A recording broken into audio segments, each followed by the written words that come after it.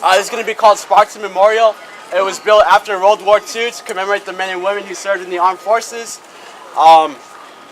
Pretty much up until about 9-10 years ago, you're actually able to get married inside of there for $20, so very good price. Unfortunately, you can't do that anymore, but it is mostly just used for club events and things like that now. So now we'll talk about the building farthest away behind you guys over there. That's going to be called Yashira Yachida Hall. Pretty much with that building, it's named after our judo coach. He's 96 years old, still kicking, still our judo coach. And at the last Olympics, he helped one of our students reach the bronze medal. So clearly he knows what he's doing. So we're going to have health and science majors offered inside of there as well too. We're going to have our judo team, they practice there. Our spirit team, gymnastics team, and we have our women's volleyball games are played in there as well. So that would be that building farthest away. Now we look at the building closest to us right here to your left. This is going to be called Washington Square Hall, and inside of it here, we're going to have environmental studies, urban and regional planning. We're going to have dance studies and African American studies offered inside of there for our majors. A little fun fact, how you guys see the movie Flubber, Little Green Blob? All the classroom scenes were actually filmed inside of there, so a little side note. I forgot to mention too with Spartan Complex, if anybody is interested in kinesiology, that's where our kinesiology department is going to be over there. So any questions with these buildings we covered?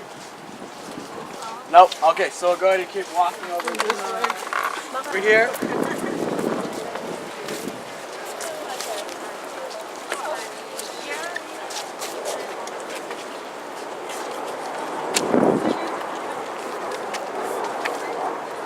So I'll talk about the building behind of you guys first. Inside of there, that's going to be our second science building that we have here on campus. But for that one, we're going to have astronomy and physics for our majors over there. Now we'll transition over to this huge building right here. This is going to be our library, Martin Luther King Jr. Library. It's a joint library, so it is used for both the public and for the students. As students, we get benefits of both of it. It is the largest joint library west of the Mississippi River. It's going to be 8 stories tall. Certain floors are sectioned off only for San Jose State students. As well, we do have like study rooms, study halls that you can rent out if you got to work on a group project or you just want alone time. You can rent out laptops and iPads for a couple hours at a time or for a full week at a time, which is something very nice. And two, with this building, there's a lot of resources and books inside of there. A lot. So we do have a coffee shop down at the bottom.